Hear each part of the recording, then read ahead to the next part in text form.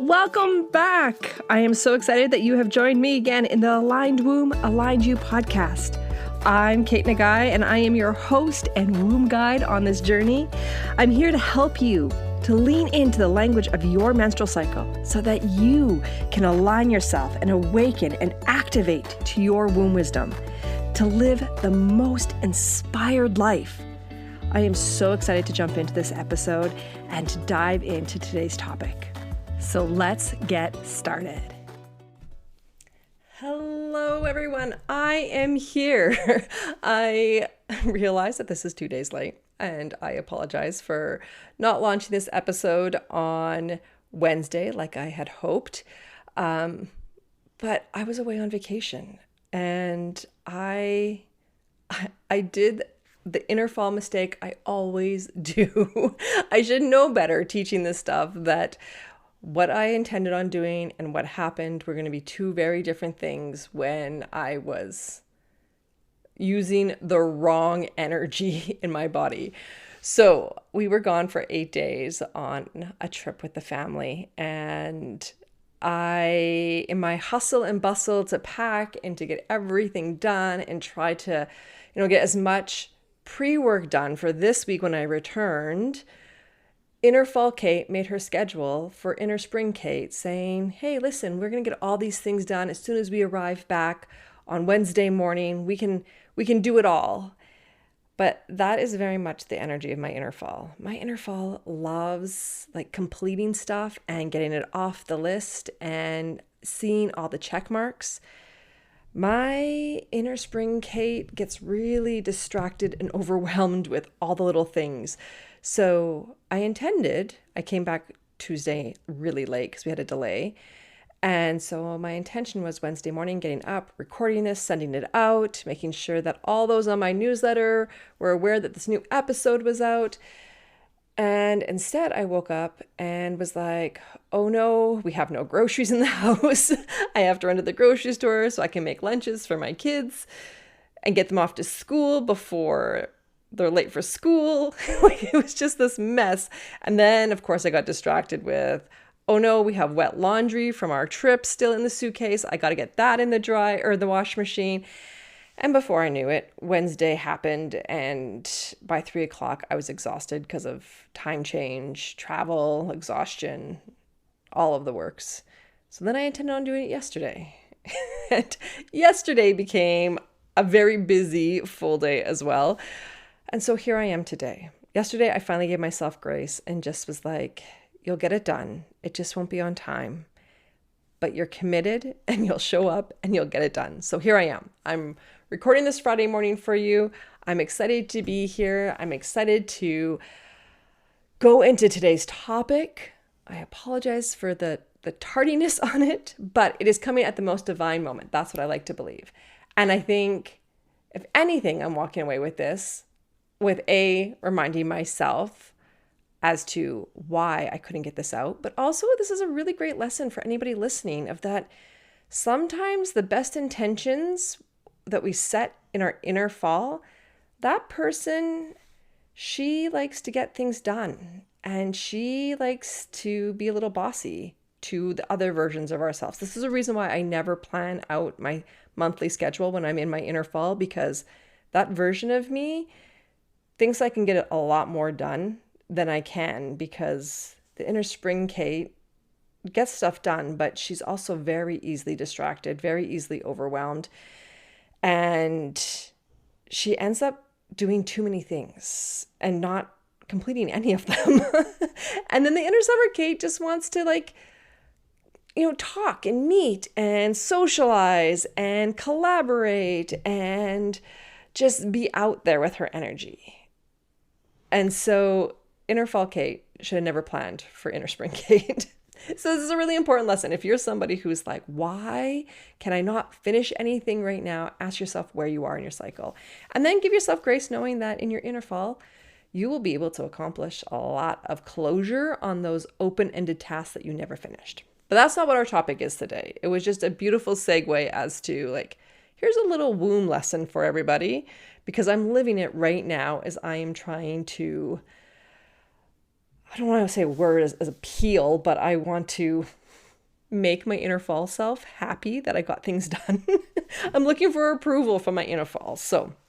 But today I want to dive into a topic all around menstrual shame, period shame, and the guilt that goes around it. And what really inspired this talk was one of our listeners. One of our listeners sent in a message to me through the email, which this is what the purpose of it is there for. The email that's in the show notes. Send your thoughts, send your questions, send your ahas, and we can expand on them in this podcast. And so anyways, Victoria wrote, I'm feeling guilt and shame around wanting to literally do nothing during my time of the month. I'm usually physically fatigued and moving slower, but still I push through. Why is there no medical leave for menstruation? Why are girls not allowed to miss school for a few days out of the month? And why are we expected to continue to push through our daily tasks when our whole body is just not feeling well? It is so frustrating that women are still expected to show up when we're not feeling our best self. And so that is what encouraged this discussion today. So Victoria, if you're listening, thank you so much for the message, because this is a really important topic. I think all of us face this. Even if we're doing the work, even if we're charting our cycle, there are still elements of old programming, old dialogue in our brains that are saying, but you should be doing this. And years ago, I had a teacher that always said, we need to stop shoulding on ourselves. Like as an SHOULD. Like we should not be always saying, I should be doing this. I should be doing this. As women, we really do this a lot. And this becomes really prominent, especially when we're feeling low in energy and creating high expectations for ourselves, which ultimately are making us, I believe, more unwell. I think how our society is set up and how we keep pushing all the time is what is amplifying the increased rate of menstrual disorders and symptoms and diagnoses that we are seeing. We are creating unwell women by encouraging them to ignore the language of their body and to continue to push even though we're unwell and we're not feeling our greatest. And we see this so much when we reflect back on the fact that if we woke up, not because of our period, but woke up and felt nauseous, felt like we had a massive migraine, that our whole body ached, we would automatically think, I'm sick, I have the flu maybe, I shouldn't go to work. And I'm not sure if Madeline McKinnon's the one that coined this term, but I love it. She uses it all the time, is the menstrual flu. So many of us women wake up feeling like we have the flu during our period, but yet we override our body's intelligence that's telling us to rest, to take it easy, and we get dressed, we go to work, and we pretend like nothing's happening. If we had the flu, and even if we pushed ourselves to go to work because we had to meet a deadline, we would not pretend that we were well. We would say, I think I'm coming down with something. I don't feel good. We would give ourselves permission to be less for those that we were interacting with. But when it comes to our period, if we see the sign of blood, we automatically turn into this person that's like, no, I'm going to pretend like nothing's happening. I'm not going to own it. I'm not going to share it because it's going to make other people uncomfortable. And it's going to make us uncomfortable. Let's be honest. Talking about our period until we get to that place where we feel comfortable with it makes us feel very uncomfortable. It doesn't matter if we're talking to a physician, to a coworker, to a friend, to our husband, our boyfriend, to our mother, to our children. We feel uncomfortable around this topic of the bleed. And why is that? Because society has created this dialogue and this expectation that we don't talk about this topic. It's a taboo topic, which is such crap. Let's just call it what it is. It's crap. This is something that happens to 50% of the population, and it happens so that all of the population, 100% of the population could exist, right? And so there should be no reason why there is shame around this, but yet somehow through multiple centuries of women being silenced and their bodies being dismissed, this has become the reality. So, menstrual shame, period guilt, what is this all about? This is really the creation or the existence because society has been operating in a way that only rewards women in their inner summer self. So we have trained all women, all girls, that to be good, to be a model citizen, we only exist in the energy of our inner summer, which is the woman who is the yes woman, who, can feel like she can multitask, hold space, listen to everyone's concerns, be supportive, be empathetic, to be outgoing, to be fun, to be a risk taker. We are only that for 1 week, but yet what the world wants of us is to be that 1 week for 4 weeks. And it's exhausting. And when we do that, we deplete ourselves. When we do that, we create these conditions like adrenal fatigue, where we can create chronic stress, where we create, I believe, some of these menstrual disorders that exist, like fibroids, PCOS, endometriosis, the list goes on. So we're only rewarded when we show up in this one version of ourselves. And we try to be that when every element of our body is saying we are not. We are really fearful as women. This is a big wound of the feminine, is that we are fearful of not being seen as the good girl, as the people pleaser, as the yes ma'am, like the person that will just agree to everything and be everything to everyone. And it's exhausting. There's no way that we can humanly do this. So our menstrual stigma that we're experiencing right now, it really does feed the shame. And this menstrual stigma that feeds the shame all starts with multiple factors like the lack of menstrual and fertility education for not only teens that are going through puberty, but also through women that are in the thick of it, women that are trying to navigate menstrual disorders, women that are trying to navigate perimenopause, women that are trying to navigate postmenopause. There's no education and support for us, or no preemptive education and support to make us feel excited about these transitions in life. There is huge gender inequality that we're still experiencing in 2024.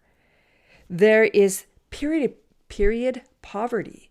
And if you're not sure what period poverty is, it's the fact that there's a large population that cannot afford menstrual products for their bleed days. The fact that we have to pay for pads and tampons for this part of our biology is absolutely crazy, that it doesn't fall under a medical product, right? Because this happens to 50% of the population. This is a guarantee that this is going to happen. But yet it's not seen as a medical, I don't want to say medical issue, but the result of a medical or a biological event, right? So why isn't this covered? Why aren't we supporting? Why is there period poverty? This menstrual stigma and the shame is in rise because of the amount or the increase of menstrual health issues that we're seeing that only affect women. The lack of menstrual research, the fact that we still are not making women's health or female health a priority in our medical system. The lack of support that we have for new mothers and really educating them on community and providing the resources for them to move through this really big transition that is impacting multiple elements of their body and their mental health. And there's this kind of this idea, at least I felt this as a new mom, that I should just be able to know how to do this. Like, why isn't this coming naturally? Why is this feeling so hard? Why am I so tired? But there's really a lack of support for new mothers as they come into this world. There is this really inefficient way of operating as women where there's an expectation that all workplace should work in a linear fashion. That linear work productivity is what is most important, totally eliminating the idea or the understanding of what cyclical work is and how productivity can happen in more than one form.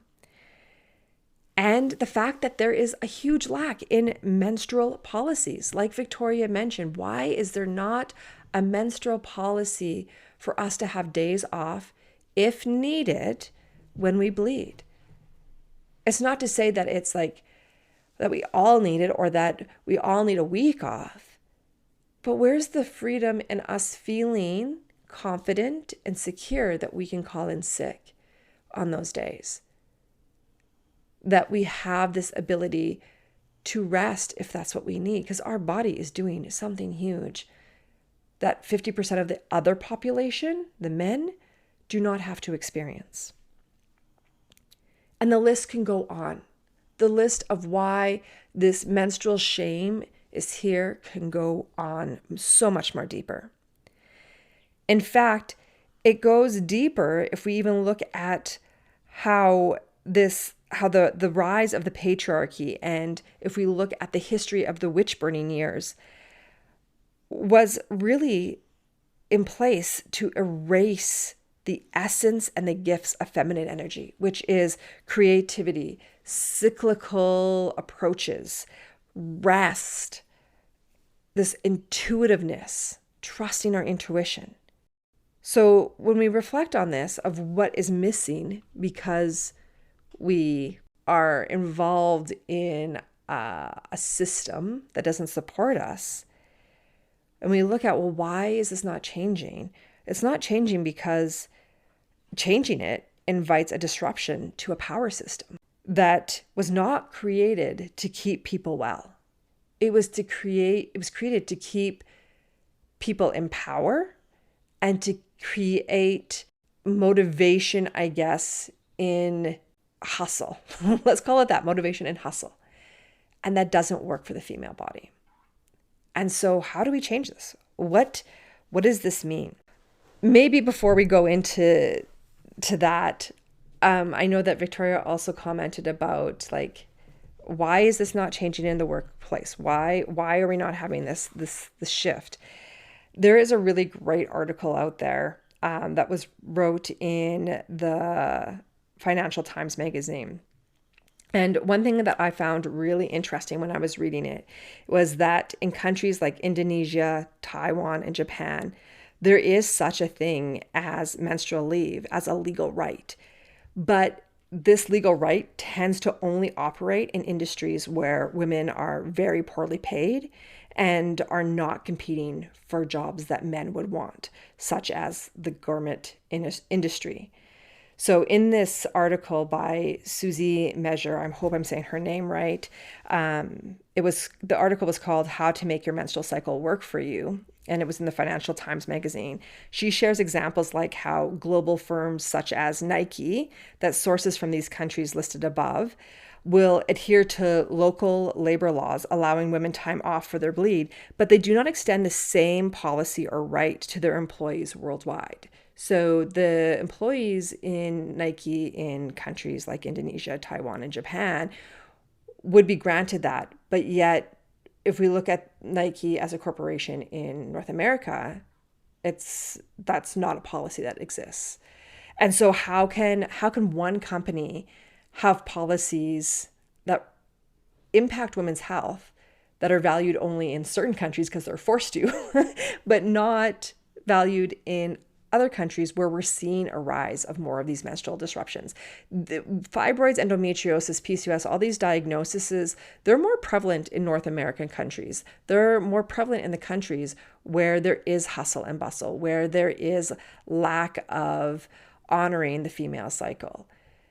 There is really a decrease in these disorders in these other countries that honor women and honor their cyclical life.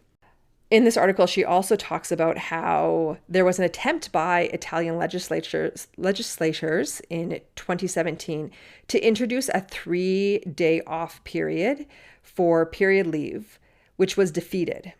Critics worried that the move would stigmatize Italian women, sending the message that menstruation is a disease, which once again, this kind of thinking is what truly does keep us from advancing and moving out of this current broken system.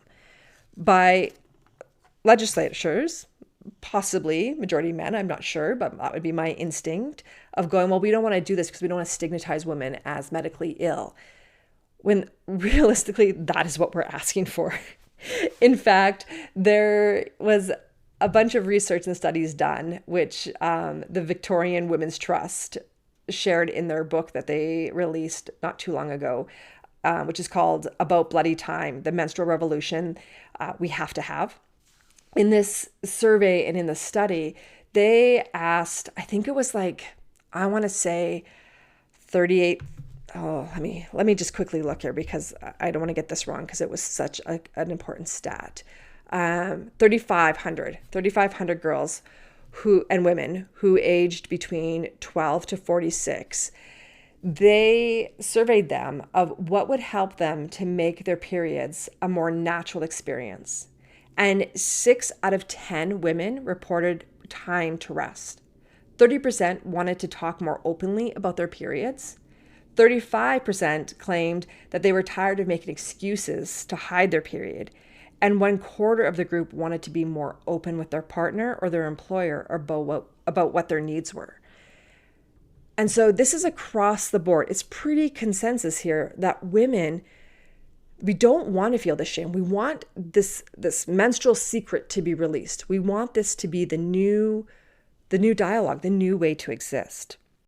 I really think that this is the movement that's happening. I think this is what so many of us in this work right now, in this field, are trying to do, is we're trying to bring awareness to cyclical living, trying to bring awareness to menstrual cycle awareness, which is really the art of getting to know your body and your rhythm so that you can feel into and understand why you feel the way you feel, which is so incredibly beautiful. But if we go back again and we look at this idea of, well, why doesn't this exist? Why is there menstrual shame? Brene Brown in The Call to Courage has this amazing quote that was recently shared in one of my trainings that I'm in right now. And she goes on to say, this is Brene's quote, is that the opposite of belonging is fitting in. Fitting in is assessing and acclimating. Here's what I should say or be.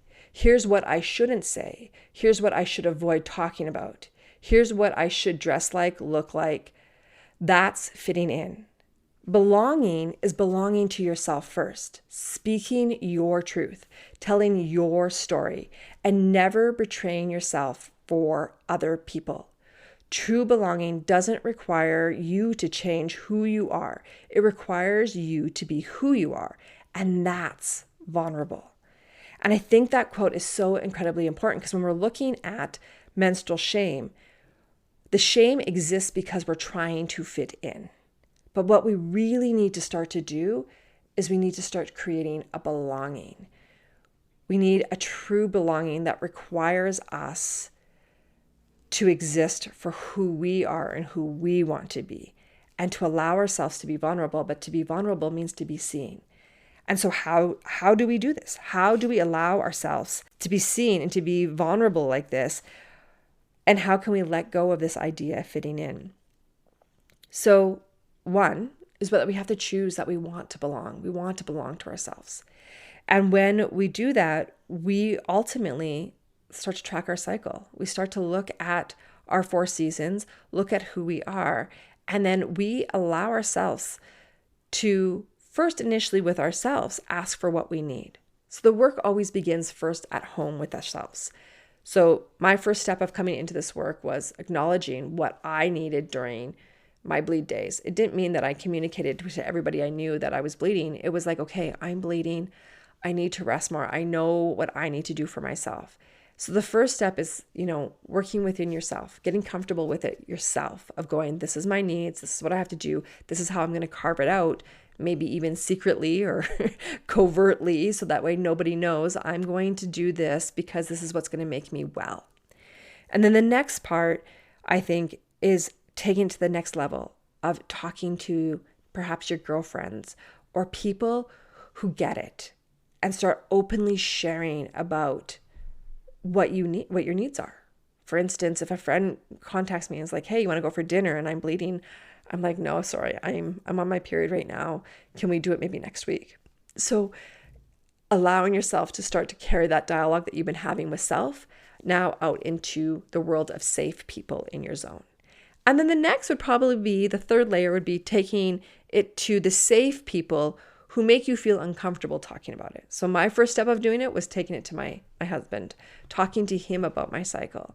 The next step was then openly starting to talk about it with my mother and my father at the age of 40, of being like, you know what, I'm sorry, I can't come to visit, or sorry, this is not a good weekend for you to come over to visit us because of this, right? And so that was like my little challenge, my little approaching my own fear of like saying it out loud to the people that I knew loved me and that were safe people, but yet still made me feel a little uncomfortable to share with.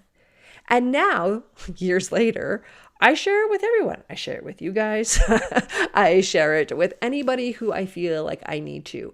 And it really does become this beautiful experience of me owning my needs or owning my vulnerabilities very openly. I remember last year I was signing my son up for preschool, and she was trying to share all these details with me, and my brain couldn't register it because I was on day 1. And I finally just looked at her and I said, I'm really, really sorry.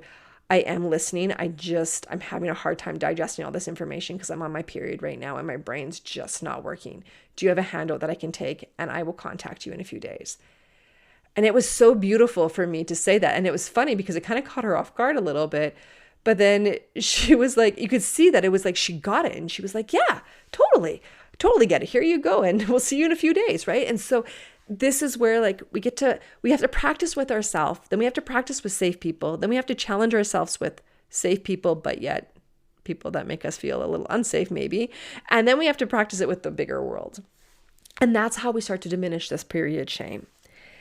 So this work is really about you being able to know yourself, know your needs, and then starting to say, you know what, world, you don't get to tell me how I should exist or what I should need.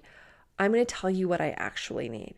And the more that we do this work, this is why this is so incredibly important, is not only do we get to heal our own life, that we can actually use our cycle as our inspiration and our motivation to live out the life that truly aligns us, that we are actually well. When we take care of ourselves, a lot of health concerns start to resolve. Our stress levels go down. We choose better foods. We really do nourish ourselves so much better when we are able to tune into us. So we are amplifying our own life. But we're also, by doing this, beginning to heal some of those deep ancestral wounds, some of that language and that dialogue that we're holding on to, that narrative that really isn't ours, but we are carrying it, which is why even though maybe we haven't been told directly, you need to feel shame when you bleed, we ultimately on our first bleed, we feel that. We're like, okay, this happened. I can never talk about it now, right? That is some ancestral trauma that's in our tissues. So when we start to own this and we start to live it and we start to find vibrancy in our life by walking the talk, we heal some of that old trauma. We release that trauma out into the world. And when we do that, we heal the next generation. So the more that we demonstrate period shame and how to heal from it, the more we're setting up the rest of the world, our younger teens, Maybe those are our daughters, maybe those are our nieces, maybe it is the 18-year-old girl who's doing a summer internship in our office. We are now being the way showers of what it can feel like and look like to proclaim our cycle and who we are, and not in a way that we're revealing our whole health history, but in a way that we are saying, this is where I'm at, this is what I need today, and this is all you're getting from me. Like, that is where the empowerment comes from. That is us amplifying and creating so much vitality in through that second chakra, in through that womb space. This is where we begin to light up the empowered state of who we are and really begin to live our fullest selves. We are going to be the ones through this work, through this simple shift in dialogue, that's going to change how girls for centuries, for years to come, are going to feel about their bodies. So, period shame, yes, it exists. And it exists because a system has put it into play. And now it's for us to knock all those tokens off the game board and say, no, we're rewriting the rules. These are now the rules. And let's play the game again with the newer version. We need an update to the system. And I really, truly do believe it's happening. It's happening on a very small, subtle level right now, but it is growing in momentum and it will be there. So if you're feeling period shame, if you're feeling resentment, start this work with just like checking in with yourself. I'm bleeding. What do I need? And how can I do that in a way that makes me feel safe and supported and cared for? And then as you get comfortable, keep dipping your toes a little bit further out. Now I'm going to communicate that with my loved ones. Now I'm going to communicate that with the people that are safe people, but, still kind of judgy. And then now, you know what? I'm going to just take the big plunge and I'm just going to own who I am, own where I'm at. And if they're uncomfortable, that's their crap. That's their trauma. That's their ancestral stuff that they're carrying. Because, like I said, 50% of the population bleeds. And 100% of the population exists because of that bleed. So this is not something that's a you problem. This is a their problem. And so let's start reclaiming. Let's start reclaiming who we are and our needs. And it doesn't have to be big, bold, aggressive, assertive. It can be really gentle and supportive.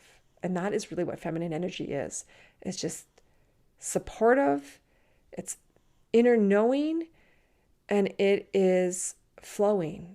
It's not one way. It is really about ebbing and flowing and just feeling into what feels right for you. So I really hope that Victoria and every other woman listening to this podcast, that this was helpful and that you walk away going, hell yeah to releasing this shame and starting to declare what I need and who I am. So I hope this resonates, and let's keep this conversation going. And if there's more questions or more like of these moments where you're like, I want to go deeper into this, can we talk more about this? Send it in the email, and that's in the show notes. And let's engage in this conversation. Let's start getting the word out there and finding the language to make us feel like these superhuman women that we are.